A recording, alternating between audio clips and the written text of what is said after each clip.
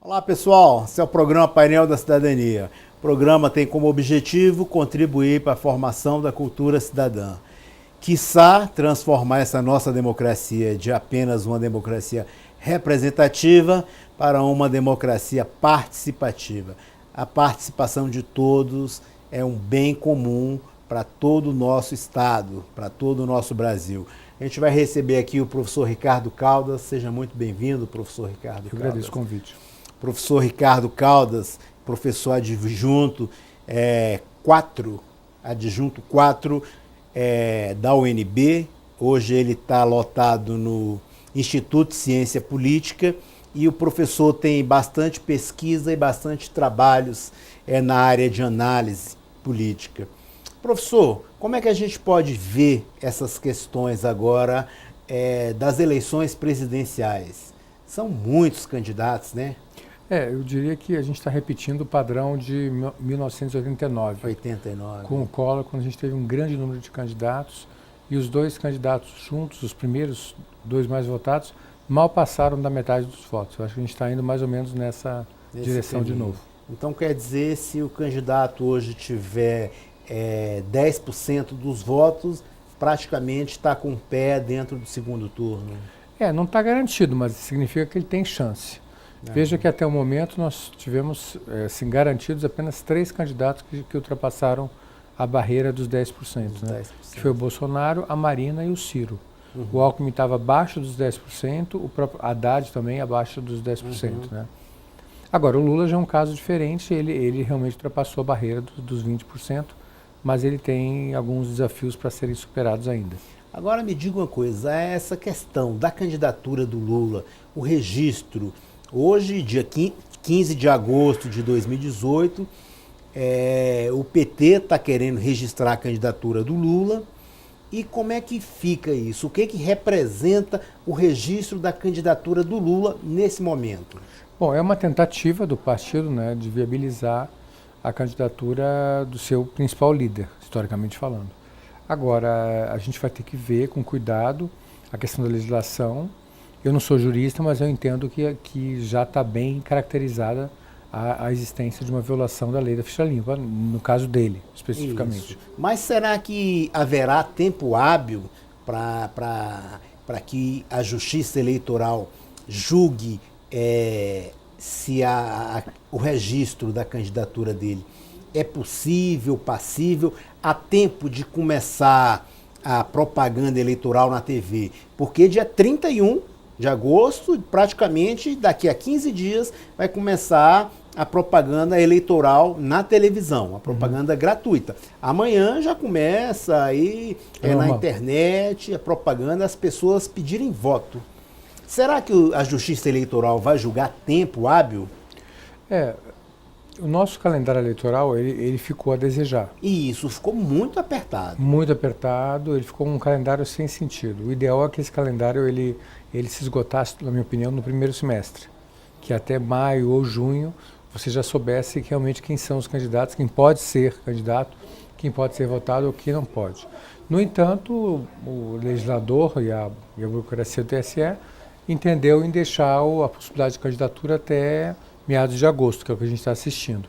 Dentro desse calendário existente hoje, o TSE tem até o dia 15 de setembro aproximadamente para se manifestar sobre as candidaturas. Então, teoricamente, o presidente Lula é candidato até, pelo menos, garantido até o dia 15 de setembro, quando o TSE pode manter ou retirar a candidatura dele. Se manifestar. Mesmo porque né, se o TSE vier se manifestar depois do dia 15, está praticamente a foto do presidente Lula na urna. A pessoa vai votar no Lula e vai aparecer a foto dele na urna. Isso confunde, né? A gente vê que há uma movimentação aí dos militantes, tanto do PT quanto as pessoas que são solidárias ao Lula, a candidatura do Lula, tem aí trabalhando, sempre levantando a narrativa do Lula livre, e essas pessoas já estão usando máscara do próprio Lula. o que pode facilitar e enganar as pessoas assim com menos percepção, que não tem tempo de ler, não tem tempo de ver televisão. É uma narrativa um tanto quanto forte, né? Com certeza a narrativa do Lula livre é uma narrativa forte. Mas a gente não pode esquecer que há um compromisso legal do TSE em entregar uma decisão, ou seja, prestar o serviço jurisdicional até o dia 15 de setembro.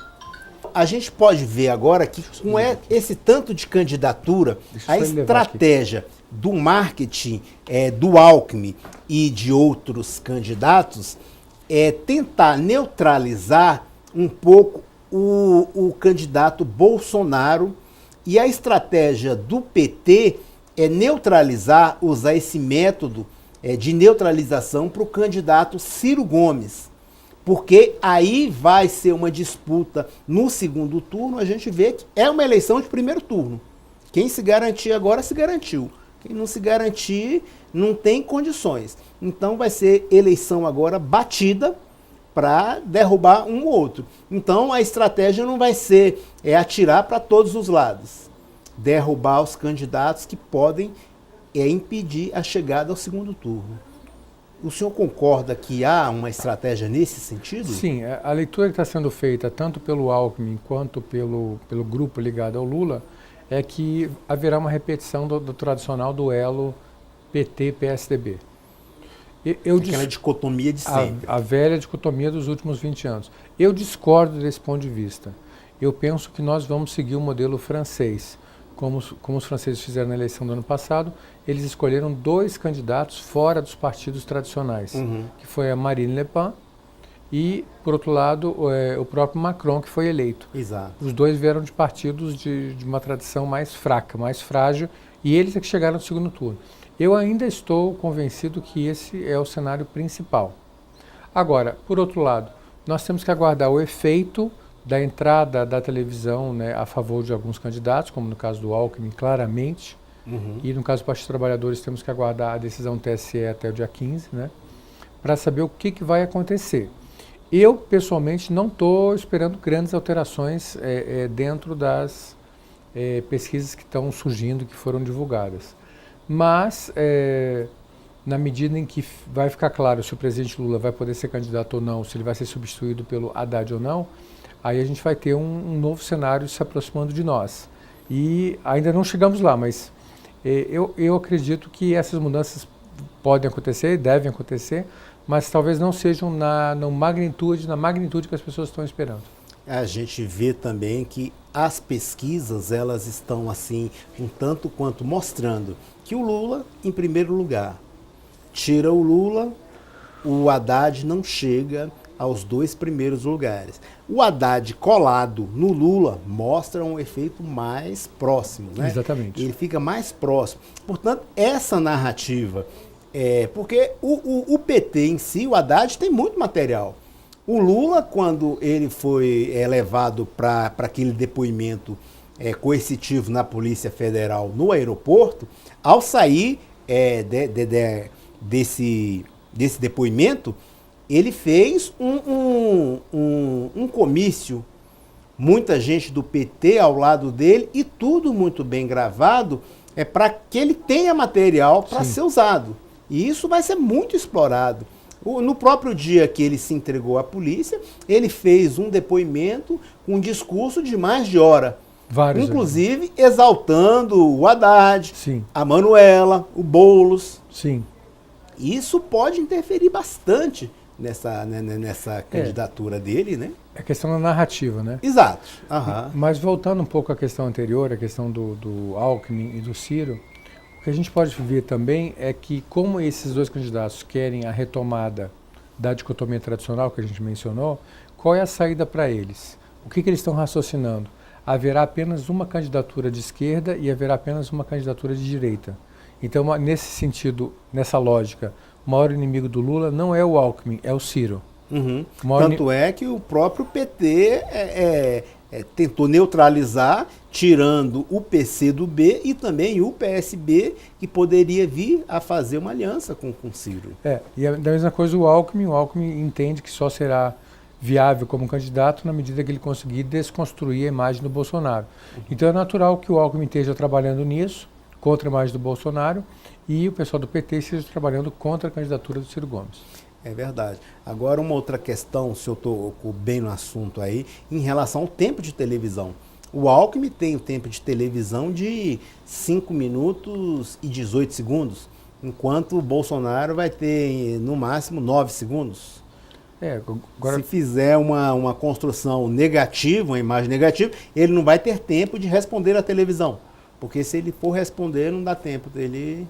Ao contrário, se ele for acusado de alguma coisa, ele vai ter direito de resposta. Exato. Se ele tiver direito de resposta... Sim, mas se ele ganhar, ele vai ter o direito maior do que o tempo dele, né? Exato, mas pode ser aquela imagem de desconstrução dentro da medida que não atinja o direito de resposta. Então, aí ele... o limite, né? Isso é uma questão que vai aparecer com o tempo. Agora, eu só queria citar um exemplo que eu acho que é relevante para o que nós estamos falando aqui, que é o caso do Enéas. Sim, exatamente. O Enéas soube utilizar o pouco tempo de televisão dele positivamente, utilizou muito bem, e acabou que ele teve uma das eleições que ele chegou a terceiro ou quarto lugar. Chegou na frente até teve uma eleição que ele ultrapassou o Bisola. Isso. Se não me falha a memória. Então, quer dizer, isso mostra que o pouco tempo de televisão bem administrado pode gerar bons frutos. É verdade, ele pode trabalhar isso daí de uma forma bem incisiva. Agora, professor, a candidatura do Boulos. O senhor falou que essa eleição está bem parecida com a eleição de 89.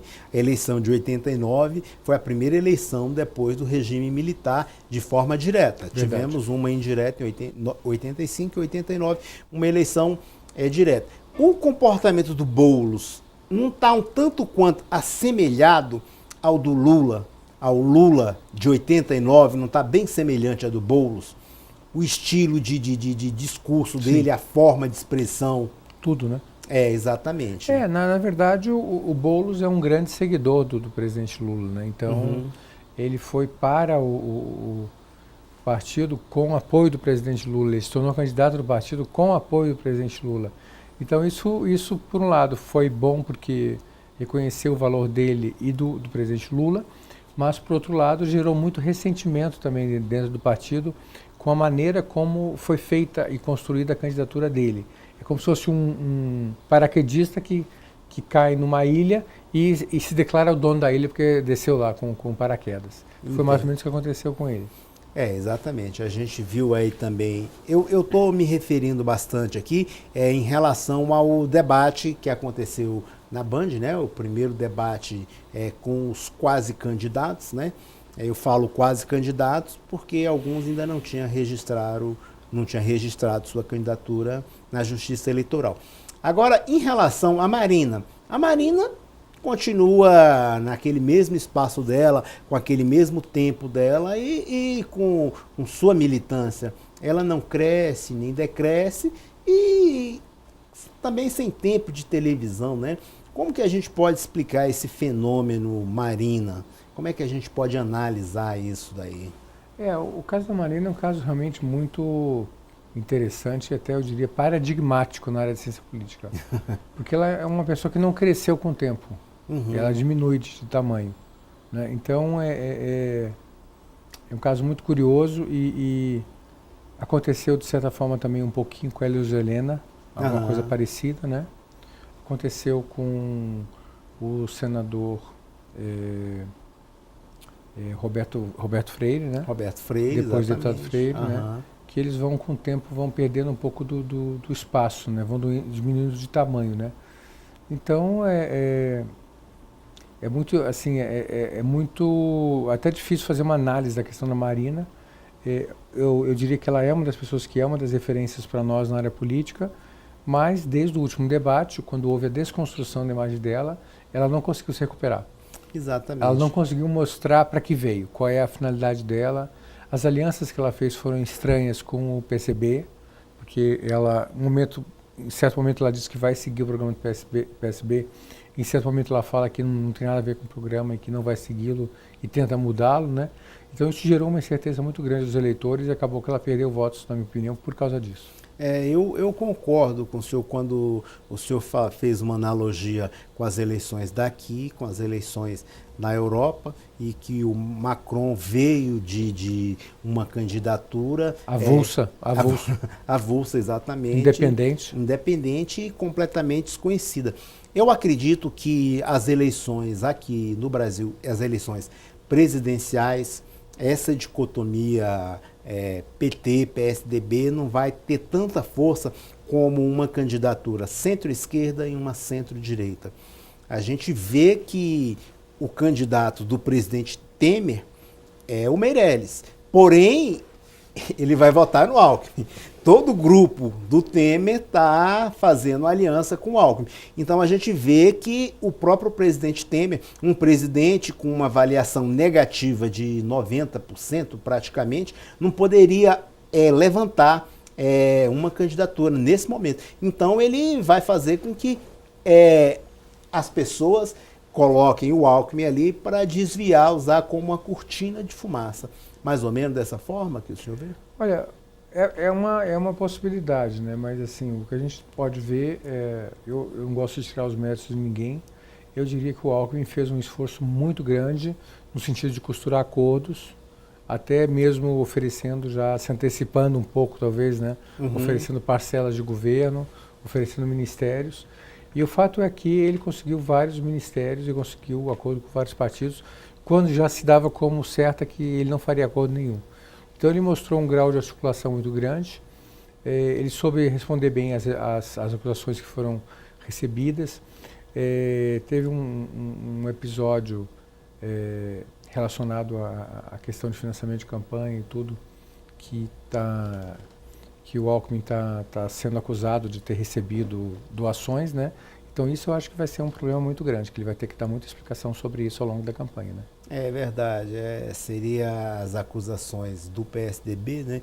Tem até diversas pessoas ligadas ao PSB e diretamente também ligadas ao governo de São Paulo, envolvidas e sendo investigadas, né? Isso. Mas a gente vai aguardar para que a justiça dê seu parecer. Sim, né? No momento é apenas uma hipótese. É uma hipótese, né? Foi levantada uma acusação contra a sua equipe de governo, né? Então ele tem um secretário que está envolvido, o Paulo Preto já chegou a ser preso. Isso. Tal, mas assim, não recaiu nada contra ele ainda. Mas eu tenho a impressão que isso vai surgir na sua campanha. Não, vai ser explorado. Vai ser explorado. Agora, não há dúvida que ele tem o mérito de ter conseguido fazer esse grande acordo com o Centrão. Não, exato. Isso é inegável. Não, exato. O poder de articulação dele ali foi muito importante. Agora, por outro lado, a crítica que pode ser feita é que já teve ali implicitamente um pré-loteamento do governo, né? Ah, sem dúvida. Que cada partido ali envolvido dentro do Centrão já colocou o seu critério para fazer parte do acordo. Exatamente. Agora, um outro candidato, o candidato do Partido Novo. O senhor vê uma possibilidade de crescimento ou apenas eles estão querendo demarcar território e mostrar que o Novo veio com uma proposta diferente, com a possibilidade de um governo mais liberal, de um Estado mínimo e de fortalecimento de PPP e, principalmente, o mercado do empreendedorismo?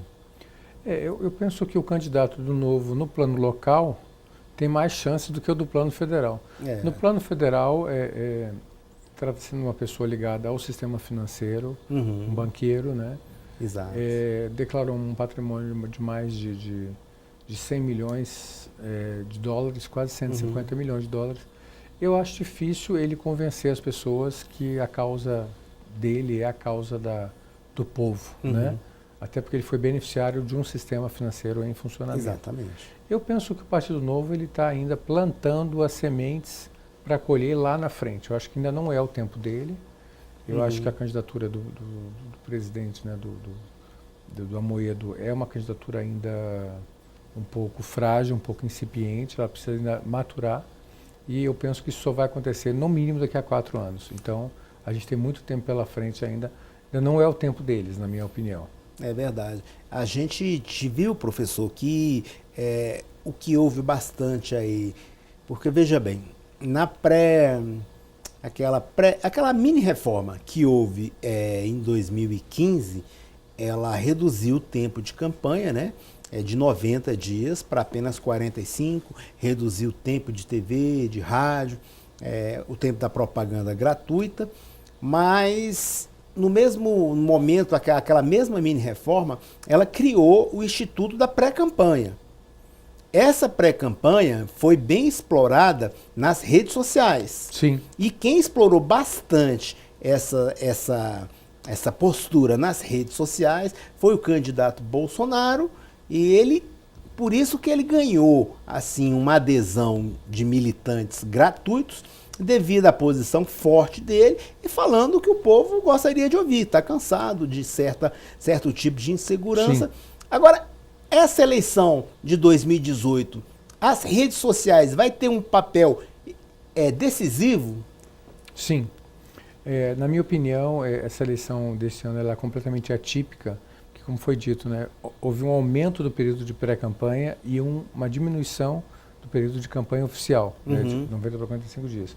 Só que, como os critérios da pré-campanha são muito frouxos, são muito flexíveis, então os principais candidatos que puderam, eles já fizeram campanha nas mídias se apresentando como pré-candidato. Ora, todo mundo sabe no Brasil que o pré-candidato é o candidato. Verdade. Então, isso acabou que foi positivo para os candidatos dos chamados partidos nanicos. Isso. O PV, no caso aliado da Marina, né? A Rede, o próprio PSD, né? E agora, no caso do Brasil, PSOL também. o PSOL em menor escala, né? E o Bolsonaro no nível nacional, a Marina no nível nacional, e localmente outros pequenos partidos, né? Então, com isso, essas mídias favoreceram os partidos que vamos chamar dos partidos nanicos, vamos chamá-los assim.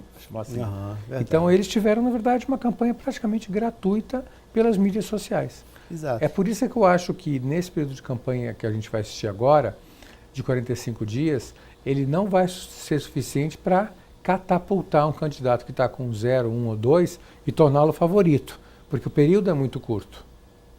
É verdade. Então, não sei, o tempo vai dizer, né? Mas eu acredito que não vai haver assim, mudanças substanciais no ranking dos candidatos até setembro. É verdade. Agora, professor, um candidato que despertou bastante comentários nas redes sociais, principalmente no Twitter, foi o candidato do Patriota, o cabo do Corpo de Bombeiros, Sim. Cabo Dalciolo. Ele até falou algumas coisas assim que inimagináveis de uma pessoa usar a falar no debate de candidatos à presidência. O que o senhor percebeu dele ali? Será que ele quer demarcar um território junto ao eleitorado específico dele, principalmente o público evangélico radical? Não sei, há muitas teorias sobre a participação dele, né? No início, algumas pessoas falaram que o objetivo da participação dele era catapultar o Bolsonaro. Aí o presidente do partido dele deu uma entrevista dizendo o oposto, que o objetivo dele era diminuir o Bolsonaro. Reduzir o tamanho do Bolsonaro. De qualquer maneira, na medida em que ele fale com o Bolsonaro, que ele faça afirmações radicais e tudo, ele acaba sendo o alter ego do Bolsonaro, né? É verdade. Então, das duas teorias, eu tendo a ficar mais com aquela que diz que ele acaba por ajudar mais o Bolsonaro do que atrapalhar. É verdade, mesmo porque não existe possibilidade dele demarcar território a ponto de incomodar algum dos candidatos. Então, com esse pensamento radical, o estilo de comentário e também o estilo militar, embora militar local, mas ele tem o estilo militar também que pode reforçar a candidatura do próprio Bolsonaro. Eu, no lugar dele, se o objetivo é esse, eu retiraria a minha candidatura.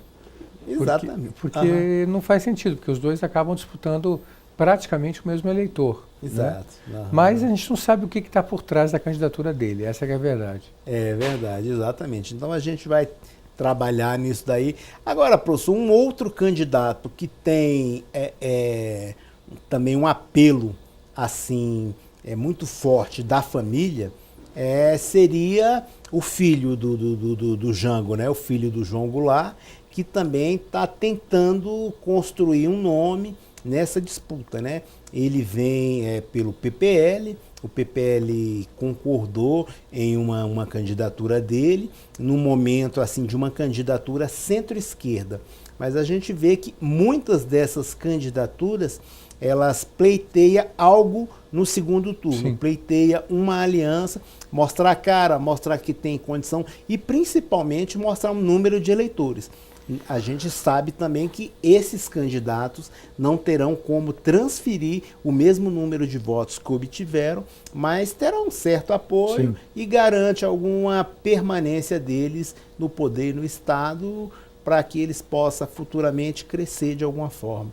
Dessa forma também, que o senhor vê a candidatura do filho do João Goulart? Olha, no caso do filho do João Goulart, o que eu diria é o seguinte, é uma família muito tradicional no Sul, muito conhecida. O sobrenome é um sobrenome de peso, é um sobrenome que todo eleitor conhece. Mas, por um lado, mas por outro lado, o fato é que essa família, lá no Sul, nós não temos essa tradição familiar que existe no resto do país. Então, a família Goulart, assim como muitas outras famílias, a própria família Quadros, né, e também a família Vargas, eles não emplacaram na política depois que o seu líder faleceu. Exato. A morte de Jânio Quadros, a morte do próprio Vargas, né? Ele não gerou uma Varguinhas, né? A Ivete Vargas, né? Exato. Que chegou a atuar, mas ela não teve a mesma dimensão eu acho que era do tio-avô, né?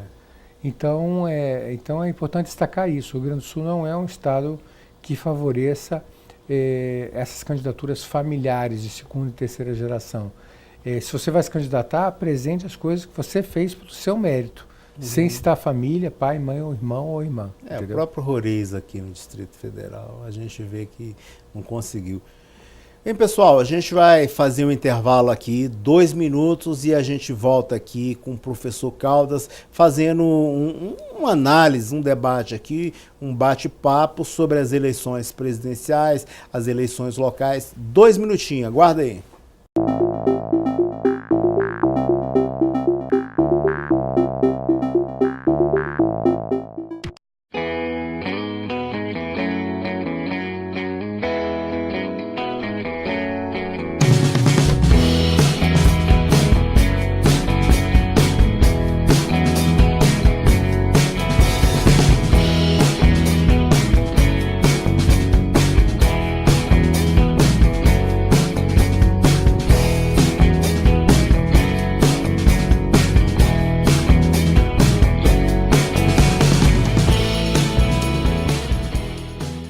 Olá pessoal, esse é o programa Painel da Cidadania.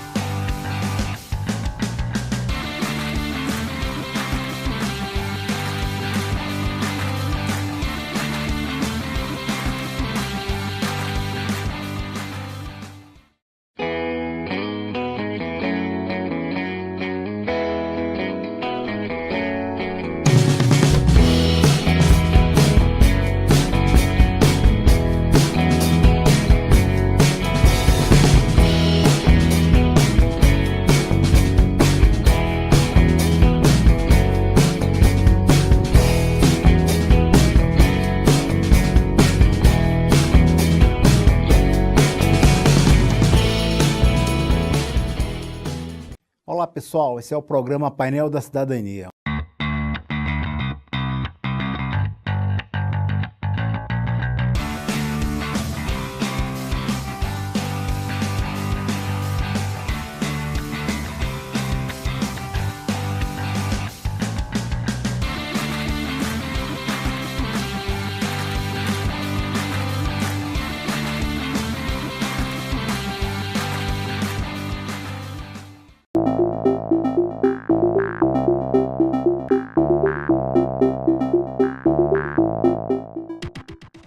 Olá pessoal, estamos de volta aqui com essa conversa aqui, essa análise política sobre as eleições presidenciais com o professor Ricardo Caldas.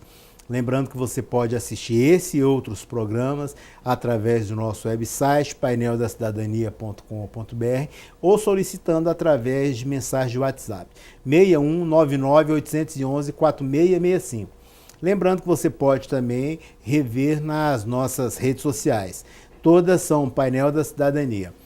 Professor Caldas, a gente falando agora sobre as eleições presidenciais, e com relação ao Haddad, o Haddad tem condição de emplacar? Na minha opinião, ele tem muita condição porque ele já está como o vice do Lula, então eu diria que ele não foi colocado ali à toa, eu diria que ele está aguardando o momento dele entrar em campo. Eu diria que ele é como se fosse aquele reserva do jogo de futebol, né? Ele está sentado no banco, mas ele pode ser chamado a qualquer momento, né? Exato. Então, na medida em que saírem os resultados, né, eu acredito até que talvez saia até um pouco antes do que as pessoas estão esperando. Talvez final de agosto, início de setembro, a gente já tenha mais ou menos um indicativo. A gente não sabe se o partido vai recorrer ao Supremo Tribunal ou não. Se ele recorrer, ele vai ganhar mais alguns dias. Isso é bom por um lado, mas prejudica o Haddad. Porque o Haddad fica mais tempo fora da televisão. Exatamente. Então, esse cálculo o partido vai ter que fazer. Qual é o momento ideal do presidente Lula aceitar supostamente um eventual resultado negativo, né? E qual é o momento que o Haddad vai justamente entrar em campo. Lembrando que o Haddad está com entre 3% e 4% das intenções de votos quando ele aparece como um candidato individual, em voo solo. A partir do momento que ele é apresentado como candidato do presidente Lula, aí a situação muda. Aí ele sai dos 3%, 4%, 5% e vai logo lá para 9%, 10%. Como é uma eleição, como a gente mencionava, né, uma eleição apertada com muitos candidatos, 1 ponto percentual, meio ponto percentual, pode significar a diferença de você ir para o segundo turno ou não. Exatamente. Ele colado na Manuela, a Manuela também tem assim uma admiração, principalmente da esquerda, né? Inclusive, ontem teve um debate aqui, organizado pelo SBT e um grupo de empresários, e o único candidato que se importou com a participação do Haddad no debate foi o Ciro Gomes. Ele disse que queria o Ciro Gomes. Não, o Ciro Gomes não queria que o Haddad participasse pelo contrário, do debate. Desculpe, Exatamente. O Alckmin, o Meirelles foram indiferentes com a participação do Haddad. Agora o Ciro Gomes se importou muito, porque é uma questão de espaço. Sobrevivência, exatamente. Principalmente no Nordeste. Sim. Porque o Lula é grande no Nordeste e o Ciro Gomes também tem um grande espaço. Já foi prefeito, já foi governador do estado de Ceará. E ministro. Mas eu diria que nesse caso não é tanto essa questão do Nordeste. Eu colocaria de uma outra forma. Eu concordo que ela existe. Mas eu diria que a questão é o seguinte, aquilo que nós conversávamos, o Haddad é o concorrente direto do Ciro Gomes. Isso, exatamente. Não há espaço para os dois. Não há espaço, exatamente. Isso é fato. Eles não sobrevivem. Não. Ou um ou outro, ali não tem jeito. Mesmo porque o Haddad, embora no PT, mas ele não é um candidato do PT. O Haddad é mais moderado, ele seria assim de uma linha dos candidatos do PT, semelhante ao Márcio Postman, e outros candidatos com o estilo do Haddad. Ele foi ministro da Educação durante muito tempo, foi prefeito de São Paulo, mas com o estilo de administrar um pouco diferente do estilo mais radical, mais incisivo do próprio PT. Com certeza, e a gente não pode esquecer que o Haddad é o candidato do presidente Lula. Isso, exatamente. Então Lula vai tentar transferir, que essa que é uma questão interessante na área de ciência política, o candidato Lula vai tentar transferir para o Haddad o máximo de votos que ele puder. Quantos são esses votos? Nós não sabemos. O que a gente estima em ciência política é que deva ser alguma coisa entre 40% e 60%. Exato. Sendo realista, alguma coisa em torno de 50%. Eu penso dessa forma, né? Então, que essa transferência vai ser... É nessa faixa. Média. Pode ser um pouco mais, um pouco menos, mas é em torno disso. Não é nem 100%, mas também não é zero. Né? Então, provavelmente, alguma coisa entre 40% e 60%. Mas, aí voltamos ao ponto inicial, a questão toda é o tempo. Porque o tempo está acabando. Exatamente. Então, quanto mais tempo você deixar o presidente Lula como candidato, menos tempo você terá para o Haddad. O Haddad, para apresentar o Haddad. O Haddad. Exatamente. E justificar Haddad. Por que é o Haddad e não é o Lula. Perfeitamente. Então essa que é a questão, esse timing só é o partido que vai poder dizer. E como seria essa estratégia? Porque uma coisa é o Lula chegar assim de frente para a câmera e falar: o meu candidato é o Haddad, ele está aqui ao meu lado, gostaria que vocês trabalhassem com ele. E outra coisa é um marketing que não tem o Lula falando desta forma. Aí seria que ser um marketing muito diferenciado, muito colocado, principalmente para os eleitores do Lula, que é aquela camada mais pobre, aquelas pessoas principalmente do Norte e do Nordeste. Sim. Assim, a informação que eu tenho é que esse material, na verdade, ele já existe. Que o presidente Lula já teria feito um vídeo dizendo que o candidato dele é o Haddad. Ele já fez um vídeo dizendo que o candidato dele é a Manuela e que o candidato dele é o Jacques Wagner, né? Jacques Wagner já desistiu. Que não tem interesse nenhum. Está praticamente eleito. Sim. Mas o vídeo existe. Exato. Tá? Então, no caso de falta do Haddad, não haveria problema nenhum em convocar o Jacques Wagner, porque já existe o vídeo. Então o presidente teria feito já o vídeo com cada um deles. Plano A, B, C, D. Plano A, B, C e D. Agora, no caso do Jacques Wagner, ele já deixou claro que ele não tem interesse nenhum. Exato. Até porque ele está com uma eleição para o Senado praticamente ganha. Praticamente ganha. E eu acho que já foi confirmado, se não me falha a memória, em convenção, a candidatura dele ao Senado. Exatamente. Inclusive, a senadora Lídice da Mata, que seria a candidata do Lula, retirou sua candidatura ao Senado em benefício da chapa do próprio governador da Bahia, que é Rui Costa, e os candidatos dele ao Senado seria Ângelo Coronel, que é do PSD, e Jacques Wagner. O Lula optava por ser Jacques Wagner e Lídice da Mata. Mas para que o Otto fez essa articulação, o senador Otto Alencar fez essa articulação para permanecer o Ângelo Coronel, porque o filho do candidato Otto Alencar é candidato a deputado federal e entraria em confronto na mesma base, com a mesma base do candidato Ângelo Coronel. Então, o Ângelo Coronel vai ao Senado e tirou o espaço da senadora Lídice da Mata, que vem como candidata a deputada federal. O que, por um lado, é ruim, mas, por outro lado, também é bom. Sem dúvida. Porque ela tem uma eleição mais tranquila e exato. Tal, então é menos pressão. Jacques Wagner também vai ter uma eleição, eu acredito que tranquila para o Senado. E então, quer dizer, com isso as coisas se organizaram lá. Então não existe mais um plano B ou C Jacques Wagner. Então ficou realmente nas mãos do Haddad. Outro cenário seria com a Gleice Hoffmann, mas eu não... E a Gleice não tem uma aceitação do público também, assim, ela não é cativada pela população, não tem uma simpatia. Eu diria que a defesa que ela fez da presidente Dilma, sem entrar no mérito, acabou gerando um desgaste muito grande lá no Senado. Né? Então, aparentemente, ela vai mesmo para deputada federal, até onde eu tive essa informação. Né? Exatamente. Então, realmente, o plano B do Partido dos Trabalhadores parece que é o Haddad. Eu concordo que ele é uma pessoa mais flexível. Ele não é uma pessoa benquista, até por alguns grupos do próprio partido. Dentro do PT, há resistências ao nome dele. Eles acham que ele tem luz própria demais. Isso não é qualidade no partido, né? Pessoa que tem uma linha própria, pensamento próprio, não é bem-vindo, né? Assim como o caso do Suplicy em São Paulo, a mesma coisa. Né? Então, o Haddad sofre resistência. Esse ponto é muito importante e as pessoas não pararam para refletir sobre ele. Qual a porcentagem do partido que não fará campanha em caso do candidato Haddad, né, de Haddad, vir assumir o local, o espaço do Lula. Então, como é que vai ficar essa equação dentro do partido? E a gente vai estar falando de quê? De 30 dias de campanha. Exatamente. Porque isso vai estar sendo decidido em meados de setembro. O partido vai ter menos de 30 dias para se reorganizar. Exatamente. Eu penso, na minha forma de ver, não tenho nenhum elemento disso, assim, para comprovar o que eu vou falar agora, mas eu penso que uma candidatura Haddad nessas circunstâncias fica muito prejudicada. Não, verdade. E aliado ao fato, desculpe só para complementar, que ele tem um concorrente direto na linha ideológica, que é o Ciro Gomes. Exatamente. A candidatura dele, ideologicamente falando, é idêntica à do Ciro Gomes. É o mesmo eleitorado, é o mesmo perfil.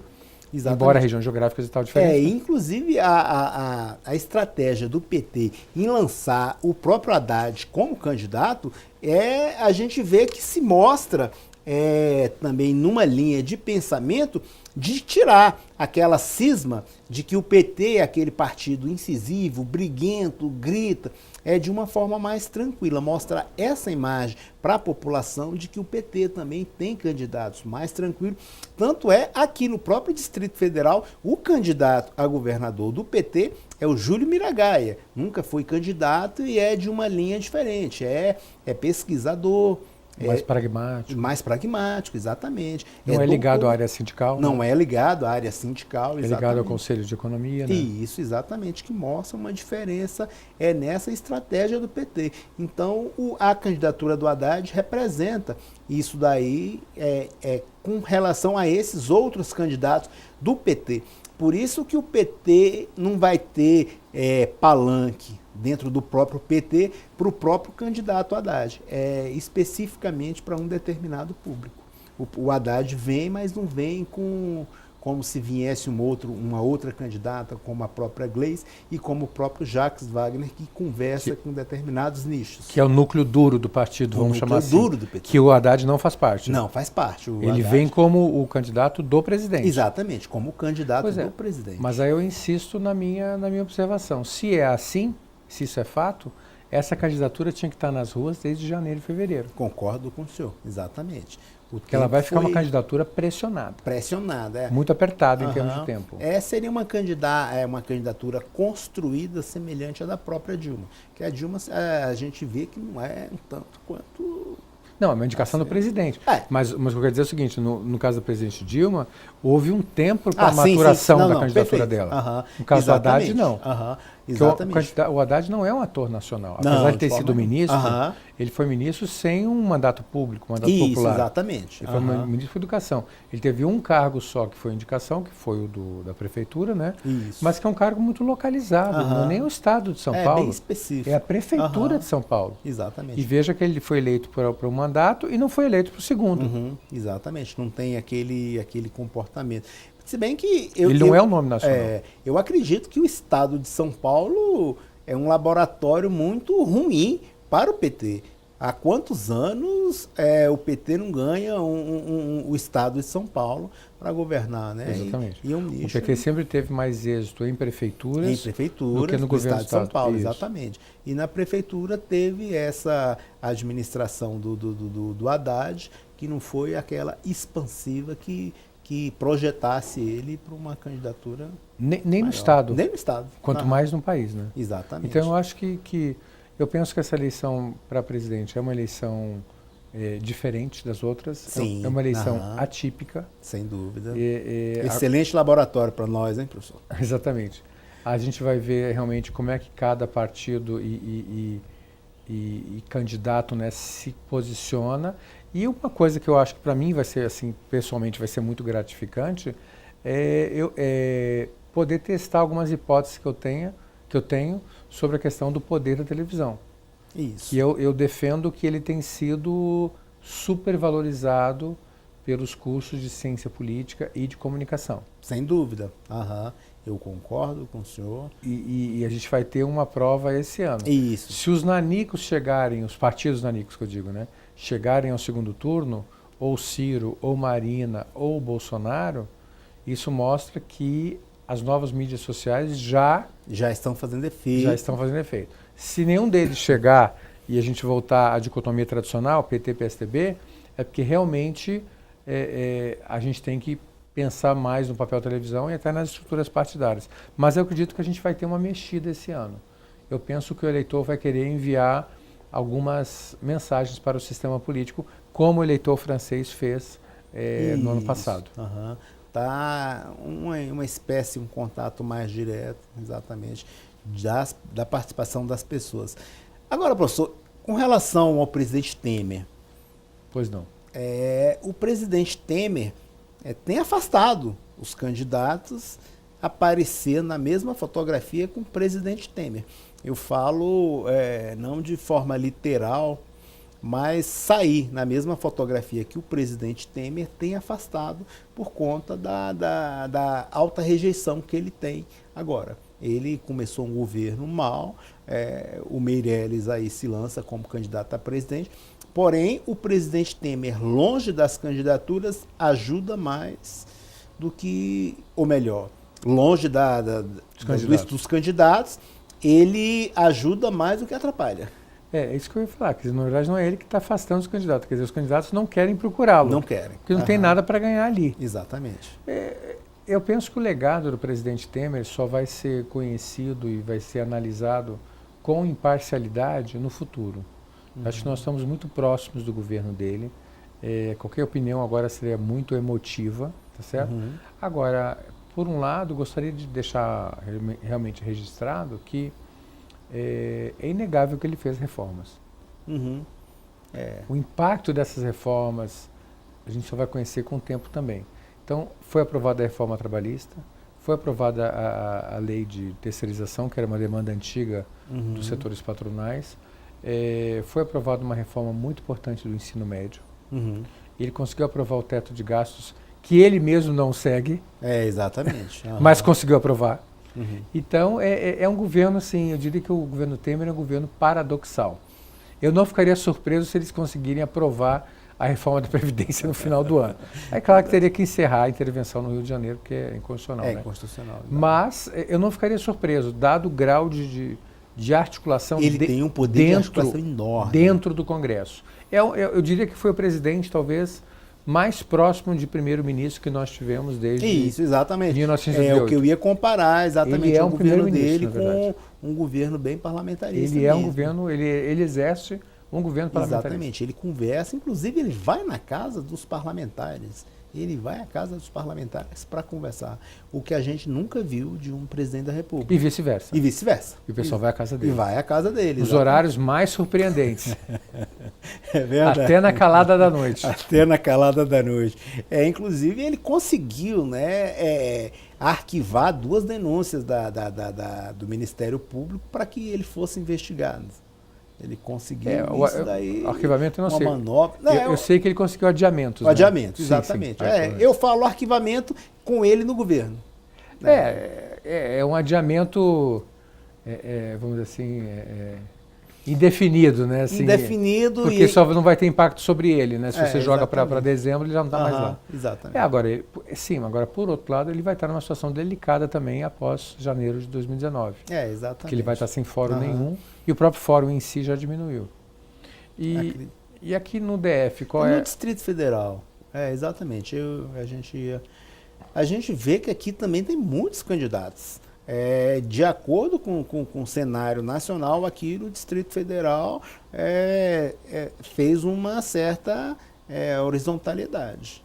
Acompanhou esse mesmo número de candidatos. É isso que eu ia falar. Aqui o que a gente vê no DF em 2018, na minha opinião, é um cenário um pouco parecido com o que a gente viu em 2014, quando houve aquele final do governo Agnello, que foi um final de governo muito triste, um final de governo sem realizações, sem nada para mostrar. A única coisa que ele tinha para mostrar era o estádio, de triste lembrança para a população do Distrito Federal.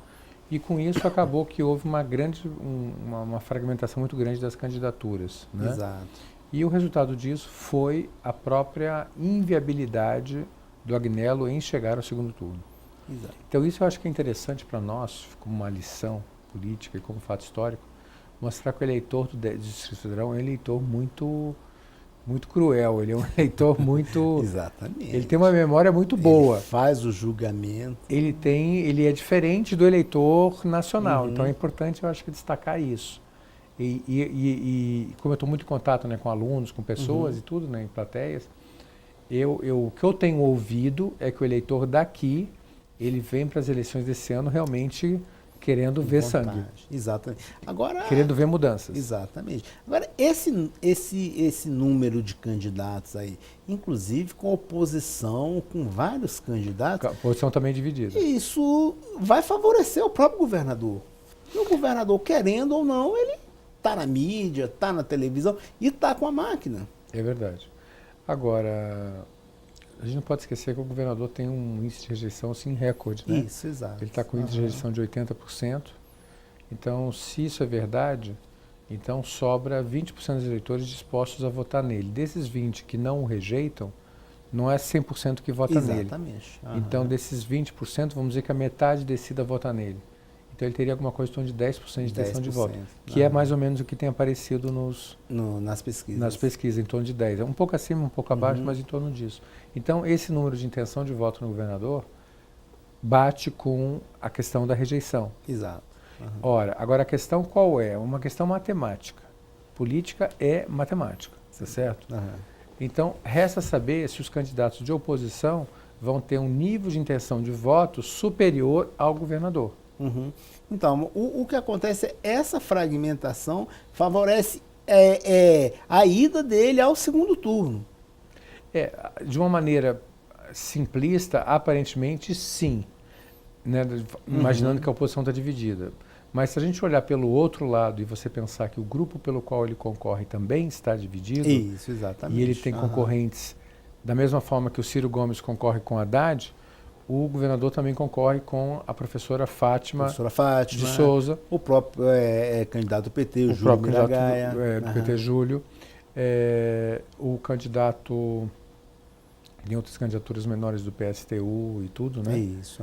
Então, se a gente for considerar todas essas candidaturas na mesma linha do governador, isso já cria uma dificuldade. Não um impedimento, mas uma dificuldade. Então, o que seria o ideal para o governador? Que uma dessas candidaturas desistisse. Porque é o voto de centro-esquerda, que é o voto tradicional dele, iria para ele.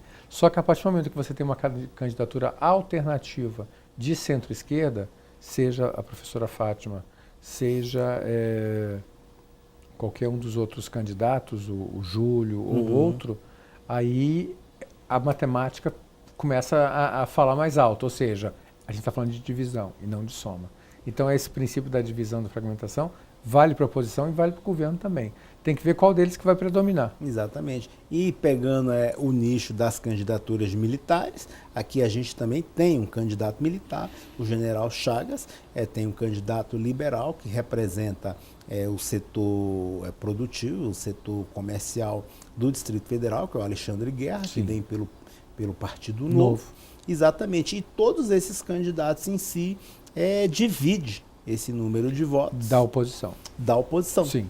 Exatamente. Por isso que eu digo, exatamente, tanto o governo quanto a oposição estão divididos. Exatamente. Agora, se ele conseguir ir para o segundo turno, ele com certeza trará esses partidos de esquerda e vai voltar aquela velha briga. Exatamente. Ele representa azuis versus vermelhos. Azuis versus vermelhos. No caso do governador seria o amarelo, né? Exatamente. Agora, Mas eu digo assim, mas a esquerda versus a direita, nesse sentido. Ele representa um centro-esquerda, assim. Agora, laranja. Agora que a gente tem a candidatura da Eliana Pedrosa. Sim. E tem também os diabos que afastou o candidato Jofran Frejá, né? Exatamente. Isso daí, sendo bem explorado pelo departamento de marketing do próprio governador, pode beneficiá-lo, mas também pode jogá-lo diretamente na lona.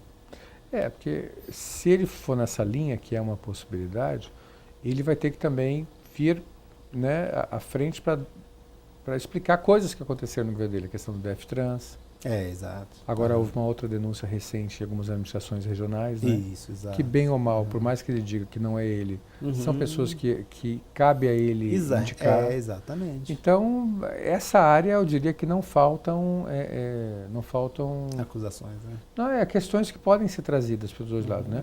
Agora, talvez, se a gente olhar assim do ponto de vista histórico, eu estou só pensando alto, também não estou falando isso com base em nada. Mas talvez um dos maiores desafios do governador tenha sido a questão do racionamento de água. Verdade. Não sabemos qual vai ser o peso disso na eleição. Essa seria uma pesquisa interessante para ser feita, né? Até que ponto o racionamento que aconteceu no passado pode impactar um voto, vamos chamar, entre aspas, no presente, né? É verdade.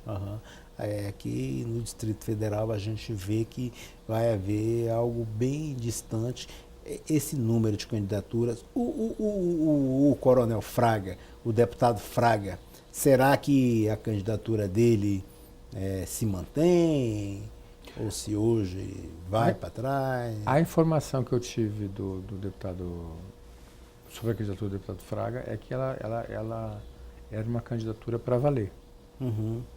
Então, eu sei, a informação que eu tenho, é que é um sonho dele antigo ser candidato a governador, Uhum. e que ele não esconde para ninguém que ele só aceitou abrir mão da candidatura dele em favor do Jofran Frejá, porque havia um acordo entre eles, que aquele que tivesse com o melhor número Percentual nas pesquisas ficaria, e aquele que tivesse com a menor situação, no menor número de intenções de voto, abriria mão. E foi por isso que ele abriu mão para o Jofran Frejá. Saindo do Jofran Frejá, o campo fica livre realmente para o deputado Fraga. Eu acho difícil que ele abra mão da candidatura dele. Mas a gente vai saber disso até amanhã, né? Exatamente. E me diga uma coisa, professor. O afastamento do Jofran Frejá, ele relatou que foi devido aos diabos, que ele não iria vender a alma dele ao diabo. O que a gente pode entender?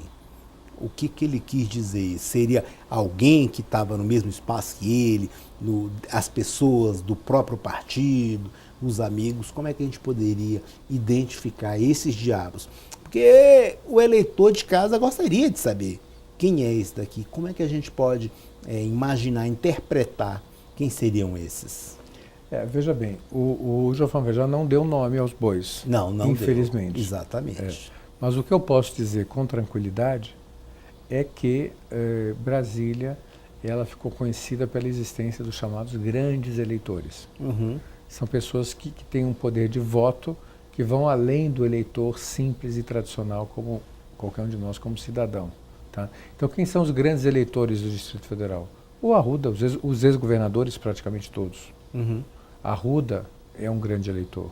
O ex-governador Roriz, que está fora de cena, mas continua como um grande eleitor. Tá certo? Nós temos também pessoas que participaram do processo político. O próprio Filipelli, que foi o vice-governador, é um grande eleitor. Principalmente o backstage, que a gente não conhece. Esses financiadores. Esses que eu mencionei são todos conhecidos. Né? Há um outro grupo que está fora do sistema político há mais tempo, que não chegou a governador. Alguns estão fora, até fisicamente fora, impedidos de participar. É o caso do Luiz Estevão, né? Pedro Passos, por aí vai, mas que continuam tendo uma influência maior do que a gente imagina, né? O Luiz Estevão, por causa da questão do próprio jornal dele, né, do Metrópolis. Exatamente. Né? Que é um jornal de muito boa qualidade, diga-se de passagem. Acho que é o segundo blog mais lido no Brasil. E organizou um debate de muito boa qualidade também, que eu acompanhei também pela internet. Pedro Passos também participando já por muito tempo. E outros atores talvez em menor escala, Magela e por aí vai.